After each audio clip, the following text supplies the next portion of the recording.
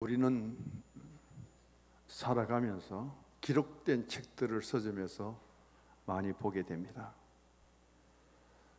그런데 나의 인생의 삶 속에서 자서전을 남기지 못했을지라도 자기 인생의 삶은 반드시 남겨지게 되어 있고, 그것을 책으로 남겨지지 않았을지라도 그 삶의 자취는 모두가 다 남기게 됩니다. 하나님의 말씀이 기록된 것이 성경이에요. 여기에 기록된 것 말고도 하나님의 말씀은 수없이 선포되었고, 예수님의 공생의 사역은 성경에 기록된 마태, 마가, 누가, 요한복음 외에도 굉장히 많이 남아 있을 겁니다. 그래서 기록된 것을 책이라고 한다면은 하나님과 예수님의 말씀을 정경으로 삼았고 캐논으로 인정을 해서 기록된 것이 66권의 성경입니다. 그러나 원래 말씀은 케르그마라고 해서 기록된 문서가 아니고 책이 아니고 선포된 말씀이에요. 그 선포된 말씀 중에 일부분을 담아둔 것이 책이에요. 우리 인생이란 삶은 어떤 날은 기쁨으로 웃으면서 살 때도 있지만은 내가 기억조차 하지 못할지라도 지나간 날들 속에 수없이 눈물을 흘린 시간들이 있었을 거예요. 나의 일생의 삶 속에서 내가 언제 가장 기뻐서 그렇게 웃음으로 살았던 때가 있었던가, 반면에 무슨 일 때문에 내가 그렇게 많은 눈물을 흘렸던가, 그 한 사람의 삶이 하루나 일주일 그리고 한 달, 1년이 지나고 마지막까지 내 스스로 자서전을 남기지 않고 글을 남기지 않았을지라도 나의 삶의 자취는 분명히 이 땅에 남아 있습니다. 그리고 마지막 우리가 남길 수 있다는 것은 죽음과 무덤이죠. 그게 인생의 삶의 마지막입니다. 죽음 이후에는 인간이 할 수 있는 영역은 아무것도 없어요. 죽어서 사람이 할 수 있는 것은 무덤에 장사 지내는 것으로 끝이 나지 그 이상 인간이 할 수 있는 아무것도 없습니다. 그 다음부터는 하나님의 영역이에요. 신앙 안에서. 벨기에 사람입니다. 베테랑 링크라는 사람은 인생은 한 권의 책이다. 내가 살아온 삶이 글로 남겨졌든지 남겨지지 않았든지, 하나님 말씀이 기록된 성경에 담아 있든지 담겨져 있지 않든지 간에 그것은 반드시 이 땅에 흔적을 남겼고 자취가 남아있다고들 말합니다. 오늘 본문의 말씀은 예수님의 공생애 중에서 목요일 하루에 일어났던 일들을 기록하고 있습니다. 예수님의 순환 조언 중에 목요일날 예수님이 무엇을 했을까요? 이 하루는 예수님의 생애 속에 가장 바쁜 날입니다. 가장 일이 많았어요. 목요일날 예수님은 마가 다락방에서 성만찬을 베푸십니다. 이 성만찬을 베푸시면서 예수님이 죽음 이후에 성만찬을 남기고 기념할 것들을 통해서 강화를 하십니다. 그래서 예수님은 성만찬이 무엇인가, 그리고 어떻게 성만찬이 이루어져야 될 것인가, 마태복음 그리고 마가복음 복음서를 통해서 남겨놓았고, 예수님 이후에 성경을 통해서 그 성만찬에 대한 기록은 오직 사도 바울이 고린도 후서를 통해서 유일하게 남겨놓고 있습니다. 예수님의 성만찬과 사도 바울의 성만찬의 차이는 무엇인가? 그리고 예수님은 제자들의 발을 씻어 주십니다. 그리고 예수님은 이제 베드로가 닭 울기 전에 3번 너가 나를 부인하리라 예고를 하십니다. 그 다음 예수님은 찬미하시면서 오래간만에 제자들과 더불어 길을 걸어가며 하나님의 거룩한 성호를 찬양합니다. 겟세마네 동산에 올라가시는 거예요. 그리고 예수님은 십자가를 앞에 두고 마지막 기도를 하시면서 그 밤에 예수님은 체포당하시는 거예요. 그때부터 먹지도 못하시고 잠도 못 주무시고 계속 신문받다가 십자가에 달리시고 금요일 오후 3시면 예수님 십자가에서 운명을 합니다. 하루하루 주어진 그 일과 속에서 순환조가 목요일 하루에 예수님이 겪었고 예수님이 행하신 그 일들을 성경은 기록으로 남겨놓아서 우리가 잘 알 수 있지요.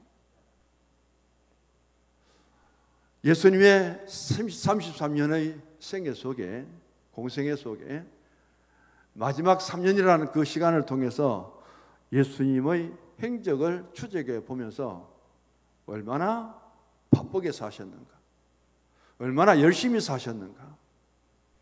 그 주어진 한 시간 한 시간이 예수님 앞에는 결코 놓칠 수 없는 시간이고, 그것을 실천하지 않고는 하나님의 뜻을 이 땅에 이루는데 부족하기 때문에 예수님은 그렇게 사셨습니다.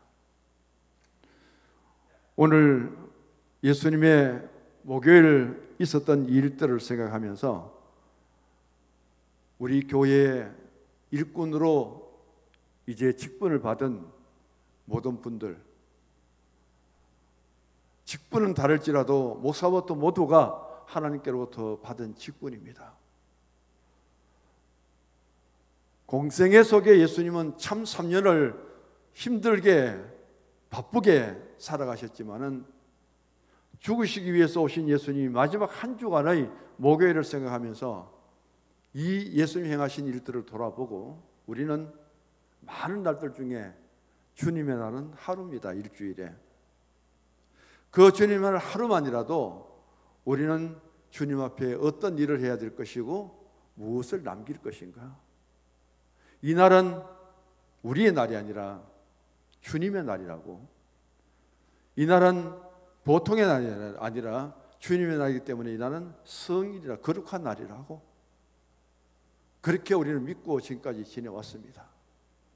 목요일 예수님의 하루의 일을 추적해 보면서 우리가 새로운 신앙의 변화 속에 일주일 중에 하루 주일날, 이날만이라도 우리도 좀 열심히 살고 열심히 일하고 열심히 섬기고 이 하나님의 교회에, 내가 섬기는 성서중앙교회에 믿음의 흔적과 발자취를 조금이라도 남길 수 있는 그런 열정과 마음을 가지게 될 때 신앙은 달라질 거예요. 그런 분이 한 분, 두 분, 세 분 더 많아지면은 그 공동체는 이전보다 훨씬 더 좋아질 줄 저는 확신합니다. 오늘 예수님은 겟세마네 동산에 이르십니다. 이 산을 감람산이라고 하고, 이 겟세마네 감람산 전체에서 겟세마네라는 하나의 골짜기가 있고 언덕이 있죠. 겟세마네라는 뜻은 기름을 짜는 틀이라는 뜻이죠. 우리 구약시대 때 헤브라이즘, 그 민족, 유대 민족들이 사용했던 언어는 히브리어입니다. 그런데 우리나라도 제주도에만 가도 제주 방언이 있고요. 경상도 말도 경상도 말을 하면 서울 사람들은 잘 못 알아듣죠. 우리 친구가 서울에 부모사로 가 있었는데 처음 설교를 하니까 전부 멍하니 눈만 뜨겠더래요. 그리고 자꾸 옆 사람하고 이야기를 하고 그러더랍니다. 때로는 한 번씩 웃기만 웃고. 그래서 왜 그랬느냐 나중에 내려와서 물어보니까 도대체 3분의 1도 못 알아듣겠대요. 경상도 말이 섞여가지고. 그래서 자기들끼리 니는 듣나? 무슨 말인지 알아듣겠나? 수군이더라고. 설교보다 앉아있는 사람들 주고받는 대화가 더 많았대요. 근데 구약에 쓰였던 단어 중에 하나가 아람어입니다.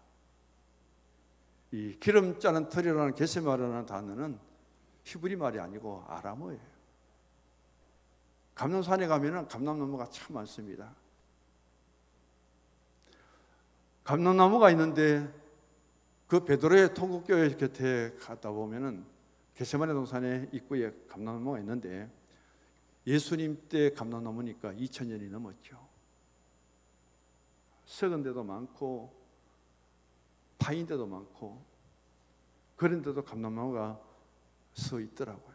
거기에 나오는 열매가 감람류, 우리말은 올리브입니다. 올리브 기름 많이 드시잖아요. 그 올리브를 따서 털에 넣고 짜내는데 그 감람산에는 올리브 나무가 많고 그 열매를 따서 전부 짜내는 기름 털이기 때문에 그걸 따라서 기름 짜는 털이라는 뜻을 가진 게세마네라는 명칭이 주어졌다고 그렇게 합니다. 이것은 예수님께서 정말 기름을 짜대듯이 누가복음 22장에 보면은 예수님이 기도하시는데 그 이마에 땀이 떨어지는데 핏방울같이 떨어졌더라. 감람나무의 열매를 틀에 넣어서 기름을 짜내듯이 예수님은 마지막 게세마네 동산의 기도는 물과 피를 다 짜내는 기도였고 마지막에는 천사가 와서 도와주지 아니했더라면 그 기도는 끝내지 못했을 정도였죠. 그래서 그곳에 예수님이 땀 흘리고 땀이 땅에 떨어지는 피같이 된 그곳에 세워진 교회가 땀 흘린 교회입니다. 더 체프로드 스웨드. 예수님이 여기에서 기도했는데 땀이 땅에 떨어지는 핏방울 같더라. 그것의 기념으로 세워진 교회. 예수님이 어떻게 기도하셨을까?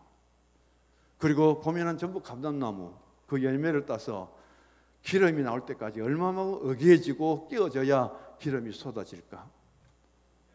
김영욱 고사님 잘 아실 거예요. 참기름을 짜봤으니까. 그런 곳에서 예수님은 마지막 십자가 앞에 결단의 기도를 드립니다. 그 다음 보면은 오늘 본문에 말씀을 기록하고 있고 마태복음 26장에는 더 자세하게 기록하고 있습니다. 예수님이 이런 가운데서 이제 성만찬을 마치죠. 그리고 12제자와 더불어서 감람산으로 함께 동행합니다. 12제자와 함께 11제자와 함께 가룟산을 떠났으니까요. 예수님이 찬미하고 노래하면서 감람산으로 올라가신 적이 전에도 있었을까요? 저는 별로 기억이 없습니다. 예수님과 더불어 11제자가 찬미를 하면서 감람산을 향했을 때 그들의 기분은 어땠을까요? 그런 분위기 좋은 가운데서 예수님이 한 말씀을 던집니다. 오늘 너희들이 다 나를 버리리라. 이렇게 성만 만치고 예수님 모시고 오래간만에 찬송 부르고 마음은 들떠갖고 감람산을 향해서 올라가는 그 길에 얼마나 지금 예수님 모시고 오랜만에 합창을 하면서 가는데 예수님이 아주 좋지 못한 말씀을 던지지요. 오늘 너희들이 나를 다 버릴 것이다. 그때 베드로가 또 나섭니다. 모두가 다 주를 버릴지라도 저는 주를 버리지 않겠습니다. 이 공동체 속에 꼭 그래 튀어나오는 사람이 있어요. 잘난 사람이 있어요. 그리고 덧붙입니다. 한 사람이 베드로가 그렇게 말하니까 다른 제자도 뭐라고 했어요? 같이 공감합니다. 우리도 그러하겠습니다. 그러면은 이제 주님을 버리지 않겠다고 다짐하고 모두가 공감하는데 또 한 사람이 튀어나와야 되잖아요. 베드로가 또 튀어나옵니다. 다 주를 버리지라도 나는 죽기까지 주님을 따르겠습니다. 자신의 특별한 존재를 더 드러내죠. 자신만큼은 다른 제자들보다는 더 열정적으로 주님 앞에 설 수 있다고 다짐을 하죠. 그러던 베드로가 그 다짐과 버리지 않겠다는 것과 죽기까지 주를 따르겠다고 했던 그가 불과 몇 시간 만에 주를 모른다고 부인하고 주님을 저주까지 했을 거예요. 인간의 다짐과 명세는 환경에 따라 굉장히 영향을 받습니다. 얼마든지 나의 다짐과 결단을 말할 수 있는데 그것을 지키기는 그렇게 쉽지 않다는 거예요. 기도를 드리되 서원 기도는 못 지킬 바에는 하지 말아라. 아예 그게 하나님의 말씀입니다. 서원의 기도라는 것은 내가 드린 기도를 반드시 성취하고 그것을 지키겠다는 약속이에요. 그러나 이루어지면은 잊어버립니다. 지키지 못하는 경우도 많죠. 그래서 이 가는 길 짧은 길이에요. 짧은 시간이에요. 그것도 공동체가 오래간만에 모여서 아주 들뜬 마음으로 찬송하는 시간입니다. 그런데 베드로가 여기서 자신을 드러냈던 모습, 불과 몇 시간 뒤에 자신이 그렇게 될 줄은 생각도 못했죠. 상상도 못했죠. 여기서 우리는 주님 앞에 나의 신앙의 모습을 다시 한번 돌아보고요. 내가 주님 앞에 기도하고 고백했던 것들이 얼마만큼 행함으로 실천이 이루어지고 있는가를 다시 생각해 보고요. 나의 자리에서 나는 어떤 경우에라도 그 자리를 끝까지 지키겠다고 다짐했던 베드로가 왜 그 자리를 이탈할 수밖에 없었는지를 생각하고요. 늘 돌아볼 때마다 그렇습니다. 구약의 레위인들 중에서 선택을 받고 노래하는 자가 있고 문지기가 있고 성전 관리가 있습니다. 그런 레위인의 여러 가지 직분 중에 가장 은혜롭고 가장 영광스러운 직분은 찬양대예요. 예배위원으로서 가장 거룩하게 준비하고 지켜야 될 자리는 찬양대의 자리입니다. 예복까지 입잖아요. 저 자리가 채워지지 못하는 모습이 저는 그렇게 안타까워요. 10명, 11명, 12명의 찬양대원으로 찬양의 그 곡은요 어디든지 자랑할 수 있을 만큼 잘합니다. 우리 교회가 한 20명만 저 자리에 앉아서 지금의 찬양곡을 하나님께 올려드린다면 아마 교회 분위기가 달라질 것 같아요. 그래서 이제 대학 다니고 청년으로 올라온 청년들을 붙들고 제가 수없이 권하지만은 어떻게 그렇게 한마디로 거절하는지 저도 이해가 잘 안 됩니다. 누군가가 리더가 되어서 한 사람 앉아주면 따라올 텐데 안 돼요. 작년부터 시작해서 제가 수없이 권합니다. 우리가 예배 자리도 중요하지만은 예배위원들이 잘해야 되는 거예요. 예배위원들이 거룩한 마음 신앙을 가지고 거룩한 자리에서 거룩한 신앙을 하나님께 드러내게 될 때에 거기에서 예배하는 자체가 달라집니다. 예배위원의 자리는 승리와 봉사예요. 스타가 중요한 것이 아니라 서번트가 되어서 종으로 섬기는 자리가 대단히 중요한 것이 신앙이거든요. 그 섬기는 자가 더 많아질 수 있는 교회, 억지로가 아니라 그런 신앙에 감동을 줄 수 있는 교회가 되어야 되는데 모든 책임은 저에게 있겠죠. 감동을 못 주니까.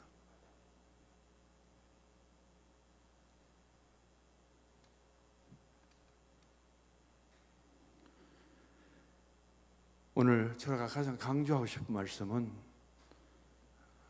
바로 세 가지입니다. 30절을 같이 읽어봅니다. 그들이 게세마네라 하는 곳에 이름에 예수께서 제자들에게 이르시되 내가 기도할 동안에 너희는 여기 앉아 있으라 하시고, 감람산은 전체 산 자체를 말하고요. 겟세마네 동산은 그 감람산의 산 봉우리 중에 하나입니다. 그렇게 기분 좋게 예수님과 더불어 참여하면서 감람산으로 올라가는 중에 예수님이 오늘 너희들이 다 나를 버리라 그 말씀 하나 때문에 베드로와 제자들의 그 반응이 나타나게 되고 분위기는 그렇게 좋지 못했을 것 같아요. 그대로 찬송하면서 올라갔다면 계속해서 메들리로 찬양 부르고 같이 동행했다면 얼마나 좋았을까. 그 분위기가 사늘해지는 가운데서 이제 감람산의 입구 겟세마네 동산에 오르기 전에 도착해서 예수님이 30절 말씀을 이렇게 합니다. 오늘 마가복음에는 숫자가 없잖아요. 그런데 이제 33절에 보면은 거기에서 자리가 정해진 사람이 몇일까? 당장 계산이 나오죠. 세 사람만 데리고 올라갔으니까. 그 자리에 가서는 8명 보고 예수님이 자리를 정해줍니다.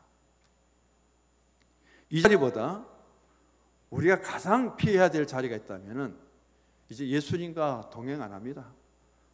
예수님과 그리고 12명의 제자들과 함께 오래간만에 어우러져서 같이 합창을 하는데 거기도 싹 빠져버립니다. 예수님이 지금 여기서 아무리 말을 해도 들을 수 없는 곳에 벌써 피신해버리고 없어요. 그 사람이 누구냐면은 가룟 유다입니다. 우리 인생의 삶의 길을 가다 보면은 좋은 자리도 있고요, 나쁜 자리도 있습니다. 때로는 높은 자리가 있고요, 때로는 낮은 자리도 있어요. 예수님 앞에 더 중요한 것은 예수님 앞에 따라가야 될 길이 있고 예수님에게서 더 피신하고 도망가는 길이 있습니다. 가장 하지 말아야 될 일이 있다면 예수님을 떠나는 일인데 그것도 예수님을 떠날 뿐 아니라 당시의 노예 종들의 한 사람의 값이 구약에는 요셉이 팔려갈 때 원 20에 팔려갔지요. 오늘 신약에 보면은 한 종이 한 사람이 상대에게 팔려가는데 예수님이 여기에서 그대로 모델로 드러납니다. 얼마요? 원 30에. 그 가치는 종의 가치입니다. 노예의 가치예요.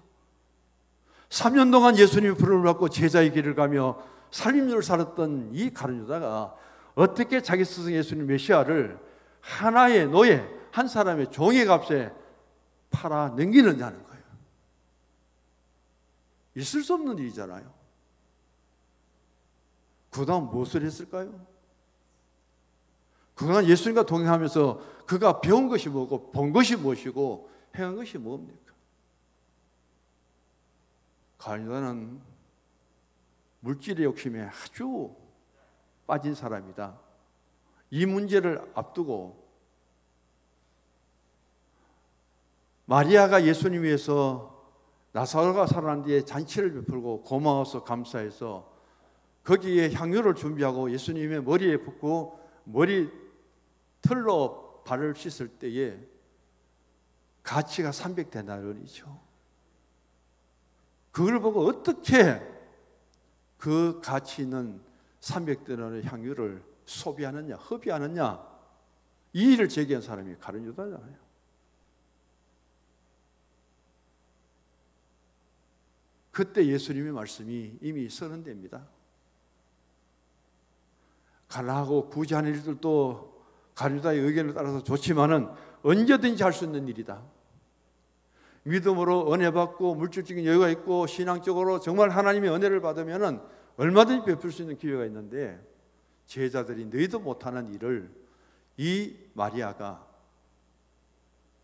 더 이상 기회가 없습니다. 오늘이 마지막이에요. 이 한 번이 마지막이에요.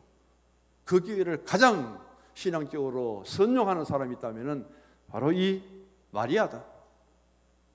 거기에 대해서 시기하지 말고 질투하지 말고 반론을 제기하지 말고 예수님의 생애 속에 가장 기념될 수 있는 일이다. 예수님의 생애 속에서 성찬식을 통해서 나를 기념하라는 것은 예수님을 기념하는 것이고, 그 다음에 일반적인 예수 만난 사람이 남긴 것에 대해서 기념하라는 것은 마리아가 유일하잖아요. 너무 좋은 일을 했고 저가 한 일을 기념하라고 주님이 그렇게 말씀합니다. 그러던 가룟유다가 결국은 가지 말아야 될 길을 가고 하지 말아야 될 일을 합니다. 제자의 자리를 이탈해 버립니다. 예수님 따른 길을 떠나버립니다. 그리고 3년 동안 재정을 맡아서 그렇게 12 제자와 예수님의 공동체를 물질적으로 이끌어갔던 가룟유다가 결국은 예수님을 한 노예 값으로 팔아버리고, 그것도 쓰지 못하고 자기 스스로 내던지고 자기 스스로 생을 마치는 비극적인 길을 가는 사람이 가룟유다잖아요. 오늘 여기서 우리는 가룟유다의 예를 들면은 주님을 멀리하지 않기를 바랍니다. 직분을 맡은 재직들부터 교회를 멀리하면 안 됩니다. 교회를 가까이 해야 돼요. 나는 주님을 가까이 따르겠습니다. 주님은 안 계십니다, 이 땅에. 그러나 주님의 피로 값준 세워진 교회가 교회예요. 세워진 것이 교회예요. 교회를 따르고 교회를 섬기는 것은 주님을 따르고 주님을 섬기는 일이에요. 그것이 직분자의 마음속에, 신앙 속에 심어져 있어야만 한다는 일이에요. 주일과 교회를 해보시면 그래도 반드시 있어야 될 것이 물질이잖아요. 교회 재정이 어려우면 할 말이 없습니다. 교회 재정이 마이너스가 나면 무슨 일을 하고 거기에 서 있는 목회자의 마음은 어떨까요? 재정이 뻥뻥 나 있는데도, 마이너스가 나 있는데도 사례비를 받으면 그 마음은 어떨까요? 모두가 힘들어 살아가는 그 삶 속에서 그 문제가 해결되지 않는다면 어떤 마음이고 어떻게 우리가 자신의 삶의 자리를 지켜갈 수 있을까요? 오늘 신앙의 역사는, 교회의 역사는 이 문제를 아주 깊이 다루고 있습니다. 베세다, 갈릴리 전부 어부 출신 보잘것없는 사람, 자기가 돈벌이는 좀 된다고 할지라도 민족을 배반하고 로마 앞잡이가 되어서 세금을 얻는 세리장이, 그럼에도 불구하고 가롯이라는 동네는 예루살렘이에요. 예루살렘 한 지역입니다. 최고 도시예요. 가룟유다가 얼마나 똑똑했으면은 세리장이 세리였던 마태를 제쳐놓고 자기가 재정을 다 맡아서 살림을 살았을 거예요. 가장 계산에 빠른 사람은 바로 마태예요. 그 다음에 제자들 중에 아주 또 머리가 명색한 사람이 있는데 누굴까요? 빌립이에요. 빈들이 5,000명 모였습니다. 이들에게 먹을 것을 주라. 대충 계산해 보니까 200데나리 있어야 됩니다. 예수님 200데나리 있어야 살 수 있는데요. 지금 돈 어디 있습니까? 하나도 없는데. 그런 제자들 틈에서 3년 동안 한 번도 재정부 안 뺏기고 가룟유다가 재정부를 맡았습니다. 정영희 집사님 재정부 오래 한다고 원망하지 마시고 감사 마무리 해주세요. 이영일 장로님도 재정부장 벌써 몇 년째인데요. 교회 재정을, 살림을 잘 살면 하나님이 복을 주십니다. 정말 복을 주세요.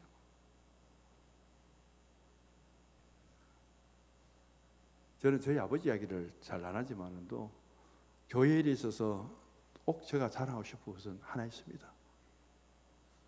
같은 교회, 농촌교회 50명 모이는데 동생이 똑똑하단 말이에요.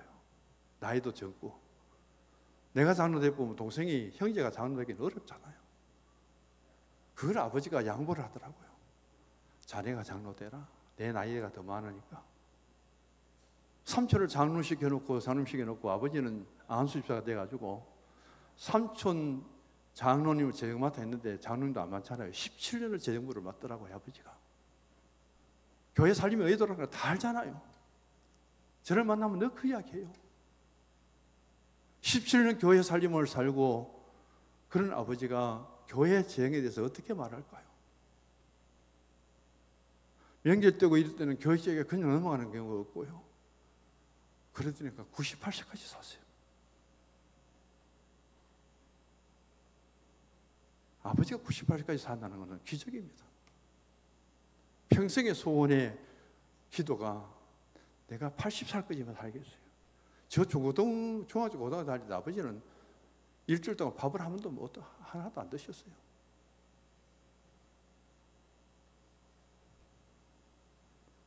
그런 밥도 제대로 못 드시고 곧 죽을 것 같은 그분이 그렇게 회복해서 그만큼 산다는 것은 기적이죠. 그래서 늘 저에게 그 이야기합니다. 교회 재정은 잘 써야 된다. 살림도 잘 살아야지만 교회자가 잘해야 된다.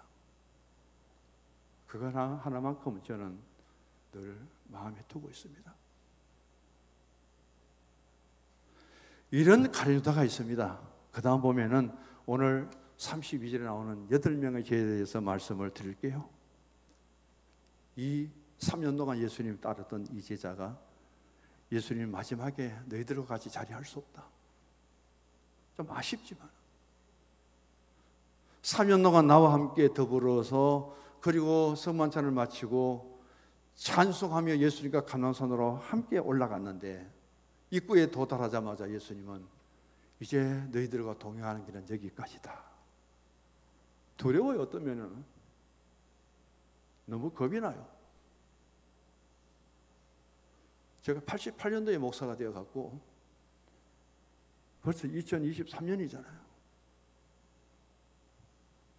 마지막이 다 되어가는데 너는 여기까지다. 여기 머물러 있어라.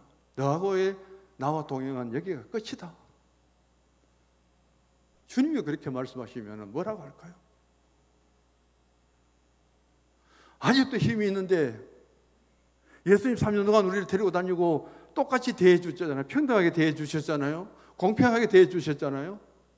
그런데 예수님 생애에 너희들과 함께 걸어가는 길은 여기가 마지막이다. 여기가 마지막이다. 너희들 8명은 여기 있어야 돼.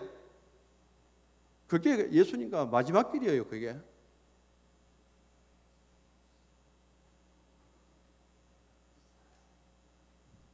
함께 있으면서도 낙오되는 분들도 보고요. 더 나아지고 더 달라져야 되는데 더 퇴보하고 더 정체되는 사람들도 있고요. 그분들의 신앙의 걸음은 여기까지일까요? 그분들의 교회 생활의 발걸음은 지금 그 자리에서 머물러서 그게 끝일까요?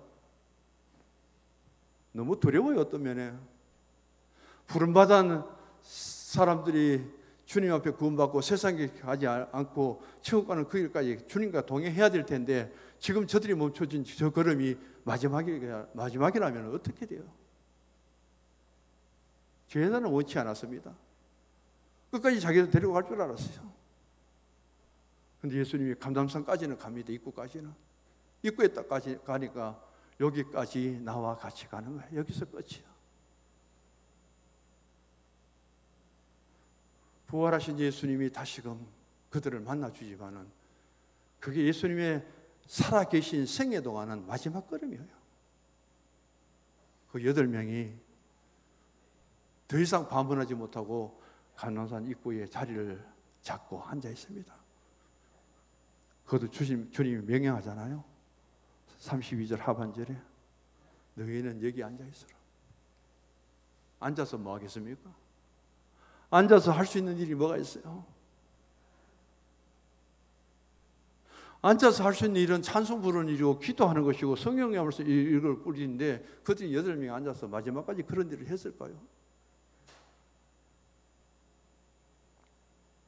그러다가 예수님이 체포당한다는 소식을 듣습니다. 통곡하며 우시며 기도하던 예수님이 로마 병정들에게 대제사장들에게 그리고 가룟 유다의 가이드를 받아서 체포당하셨다 할 때 8명은 여기 앉아있던 제자는 다 도망가 버립니다. 8명이 여기 앉았던 제자는 하나도 예수님 못 만나요. 예수님 십자가에 달려 죽으실 때까지. 그게 그들의 이 땅의 예수님과의 만남의 마지막입니다. 걸음도 마지막이에요. 그 예수님 체포당하고 자기에게 어려움이 당할까 싶어서 다 도망가 버리는 거예요. 마지막 자리가 중요하대요. 마지막 자리 중요하지. 예수 잘 믿고 천국에 못 가면 뭐하다며? 예수님은 참, 저는 32절 말씀 마태복음도 제가 전부 말씀 전했습니다만 동일해요. 여기 앉아 있어라. 예수님이 이 8명의 제자에게 부탁하는 거 한마디도 없어요. 부탁하는 게. 그래서 3년 동안 제자로 데리고 다녔고 성만찬을 같이 베풀고 같이 합창하고 그렇게 기분 좋게 올라갔는데, 여기 앉아 있으라고는 예수님이 이 8명의 제자에게 하나의 부탁도 남기지 않습니다. 너희들 여기서 뭐 해라? 기다리라. 그런 말 한마디 없어요. 여기 앉아 있으라는 말이 끝입니다. 예수님 이 말씀이 우리에게 떨어질까 겁이 나요. 왜 좋은 환경에서 주일날 예배에 발걸음을 멈춥니까? 왜 주님이 가는 길에 따라오지 못합니까? 언젠가는 우리에게도 너는 여기 앉아있으라고 예수님이 한마디 부탁도 없이 그게 내 신앙의 마지막의 길이라면, 자리라면 어떻게 해야 되겠어요?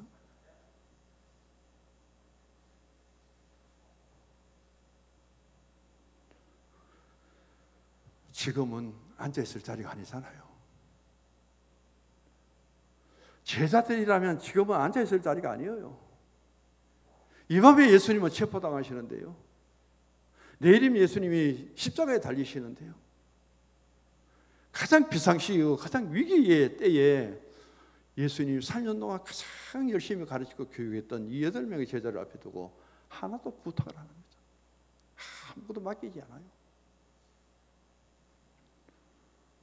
오늘 낮에 재직회를 마치고 제가 내려갔습니다. 뒤에 예배를 때 이영훈 집사님 옆에 앉았습니까? 뒤에 앉았습니까? 그분이 왔어요. 눈물을 뚝뚝 흘리면서 할 말이 있다고 들어오라고. 이태성 권사님 모시고 기도 잠깐 하고 나니까 이래 만나 들어왔는데, 봉화 춘향교회 다니는데 자기가 하는 일은 판넬 작업이래요. 공사가 있다는 이야기를 듣고 왔는데 그 계약이 깨져갖고 일도 하나도 못하고 지금 고향으로 춘향으로 들어가야 되는데 돈이 없다는 거죠. 한마디로 보니까. 목사님 다음에 오면은 반드시 갖겠습니다. 그런 이야기를 하기에 제가 재정부 이영일 장님께 전화를 드렸습니다. 유시원 장님도 만났고 뭐 인원하고 그럴 시간도 없어갖고 부재비 좀 준비할 수 있습니까? 10만 원 준비해서 유시원 장님들하고 전화하면서 그래 돌아갔어요. 그런데 그분이 하는 일이에요, 말이에요. 목사님 일이 없습니다. 일을 해야 살겠는데 일이 없습니다. 일이 없습니다. 눈물을 뚝뚝 흘리면서 일 없다고 계속 그 이야기만 하는 거예요. 일 없는 것이 복입니까? 오늘 장로님도 오셔서 그러더라고요. 그렇게 바쁘게 사셔서 왜 합니까? 아이고, 일 없이 놀아보니 한 달은 되게 기분 좋던데 그 다음부터는 막 적적해 사는 재미도 없고 그렇답니다. 일 있는 게 복이라는 거예요. 오늘 저도 생각을 많이 했습니다. 이제 은퇴하면 나는 뭘 해야 되나? 일 없으면 나는 왜 해야 되나? 그래서 민석이한테 전화를 걸었습니다. 야, 쿠팡에 내 어디 일자리 없나? 청소라도 할 수 없나? 경비라도 할 수 없나? 출퇴근하는 사람 도장 찍을 수 없나? 전부 자동으로 다 찍히는데? 그런 얘기를 하면서 넘어갔습니다. 지금 본사에 가 있는데. 그 얘기를 들으니까 얼마나 마음이 아픈지요. 그래서 신종자님하고 계신 데서 10만 원 전달하고 부재비로 금년도 처음 그렇게 지출해 보았습니다. 3년 동안 주님과 함께 일하고 주님을 그렇게 따라다녔는데 마지막에 일자리가 없어요. 아예 주님이 일을 안 맡깁니다. 뭐 서가지고 대기하라 해야 되는데 앉아 있으라는 거예요. 앉아서 할 일이 뭐예요?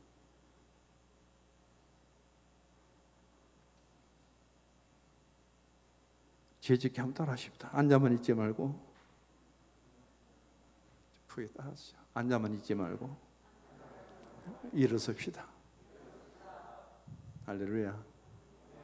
일어나 걸어라 내가 새 힘을 주리니 일어나 너 걸어라. 그때 뭐예요? 내가 새 힘을 준다고. 그런 마음의 변화가 우리 제자들로부터 먼저 일어나기를 주의 이름으로 축복합니다.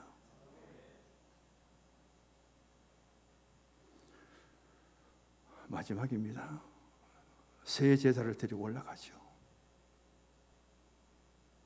여기는 주님이 부탁합니다. 주님이 상담도 해요. 내가 지금 엄청나게 고민된 일이 있고 내가 너무 마음이 슬프고 33절 4절 계속 나오죠. 고민하여 죽게 되었다. 자, 고민하여 죽게 되었다는 오늘의 해석이요. 차라리 죽었으면 좋겠다는 뜻입니다. 예수님도 완전한 신이신 예수님도 인간의 육체를 입고 이 땅에 살다 보니까 너무너무 힘들어요. 차라리 죽었으면 좋겠다는 거예요. 너무너무 힘들어서. 목사로서 제가 드릴 말씀은 아니지만 투석을 11년 받으면서 하나님 내가 이 자리에서 일어나지 못하고 죽게 해달라고 기도를 제가 수백 번 드렸어요. 이 고통 속에 차라리 하나님이 사는 주의 종이라면 이 자리에 데려가 달라고 얼마나 기도했는지 몰라요. 오늘 예수님이 오죽하고 힘들었으면 제자들 세 제자를 불러놓고 내 진짜 차라리 죽었으면 좋겠다. 왜? 언제? 십자가를 치기 전에. 언제 십자가 앞에 마지막 통곡을 하면 드리는 그 기도 전에 난 차라리 죽고 싶다. 그렇게 격이 없는 대화를 다 나누신 다음에 이들에게 예수님은 부탁을 합니다. 세 제자에게는 같이 읽습니다. 34절을 말씀하시되 내 마음이 심히 고민하여 죽게 되었으니 너희는 여기 머물러 깨어있으라 하시고 부탁을 합니다. 여기서 깨어있으라. 깨어있어야 일을 할 수 있습니다. 그리고는 예수님이 이제 이들을 두시고 조금 나아가서 했는데 다른 성경에는 돌 팔매 던질 만큼 했으니까 아무리 건강한 남자라도 100m는 잘 안 날아갈 거예요. 그러니까 예수님이 제자들을 떠나서 기도하는 장소는 제자들과 100m가 안 떨어진 곳에 더 나아가서 예수님이 기도합니다. 깨어있으라 했는데 이 제자들은 뭐예요? 성경에 보시면은 제자들이 뭘 하고 있습니까? 앉아도 있지 못해요. 아니 잠들어 버렸잖아요. 누워서 잤는지 앉아서 잤는지는 저는 뭐 그것까지는 안 찾아보겠습니다만은 이들은 잠들어 있는 거예요.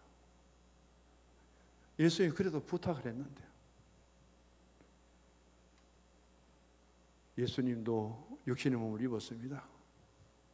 고민도 있고 걱정도 있고 그런 것들로 하여금 대화할 수 있는 상대가 있어야 돼요.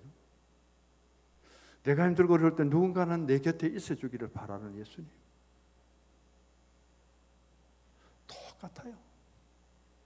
누군가가 내 옆에 있어줄 때 위로가 되고 힘이 되고요. 누군가가 다가와서 내 손만 잡아줘도 눈물이 줄 흘러내리고요. 사람이 살아가다 보면 그렇게 마음이 약할 때가 한두 번이 아니죠. 그럼에도 불구하고 이 제자는 예수님과 함께 그 변화산에까지 올라갔던 제자입니다. 8명의 제자고는 차원이 다른 제자예요. 왜 야고보, 요한, 베드로를 예수님이 데리고 마태복음 17장, 누가복음에 변화산에 데리고 갔을까요? 그래서 왜 엘리야와 모세를 만나도록 했을까요? 감격스러워서 초막셋을 짓겠다고 그렇게 외쳤던 베드로입니다.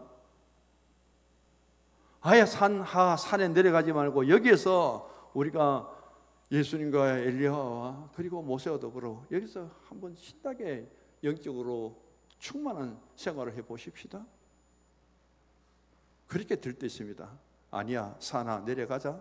가자마자 어릴 적부터 귀신 들리고 물에도 불에도 뛰어들어가도 위험도 모르고 있는 귀신 들린 아들을 앞에 둔 아버지의 현장이 나타나죠. 그런 이 제자들을 데리고 가서 변화산의 체험을 다한 제자들을 데리고 가서 예수님 남긴 한 가지 부탁, 그것도 못 들어주는 것이 누구냐? 제자예요.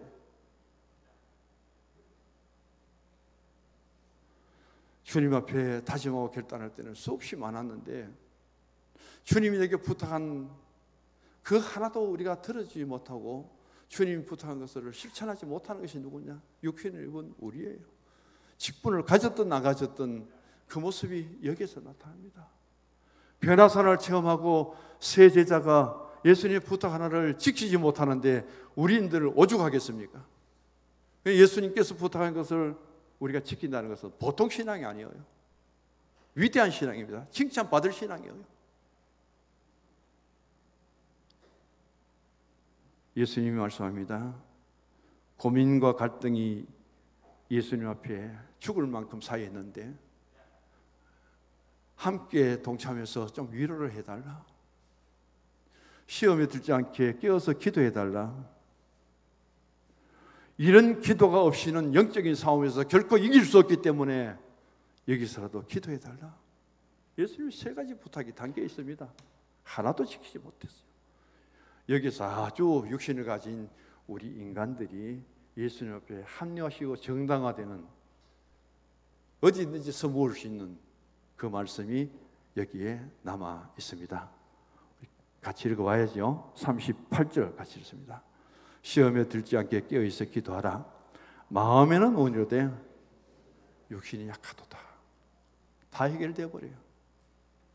마음은 원인데 육신이 약하기 때문에. 이게 제자들의 변명입니다. 오늘 저는 여기까지 말씀을 드릴게요. 신앙생활하면서 우리가 부름받은 하나님의 사람으로 내 신앙의 자리를 지킨다는 것이 결코 쉽지 않습니다. 권사님께 부탁드리죠. 구역장 권사님의 자리에서 구역원들 좀 잘 봐주시고요. 기관장의 자리에서 좀 더 그 자리에서 일들을 잘 맡아주시기를 부탁하고요. 교사나 찬양대나 모두가 다 그 자리에서 무엇을 해야 될 것인지 그 일에 대해서 관심을 가지고 도와주시고요. 그것을 늘 마음속에 두시고 그걸 위해서 기도하시고 그것을 실천하는 것이 그렇게 어렵기 때문에 실천하기 위해서는 얼마만큼 내가 내 마음을 신앙으로 따를 수 있기 위해서 내 소욕을 죽이는 기도를 해야 될 것인가. 결국은 기도의 힘입니다. 이 말씀을 드리면서 금년도에 하지 못했던 재직 세미나 설교로서 이렇게 나름대로 정리를 하면서 마치겠습니다. 우리 옆에 분 손잡고 인사합시다. 앉아만 있지 말고 일어섭시다. 자, 짧게 할게요. 일어나 걸어라. 내가 새 힘을 두 줄만 찬양합시다. 일어나 걸어라. 내가 새 힘을 주리니. 일어나 너 걸어라. 내 너를 도우리. 손잡고 한번 나옵니다. 일어나 걸어라. 내가 새 힘을 주리니. 일어나 너 걸어라. 내 너를 도우리. 할렐루야. 한번 박수하십시다.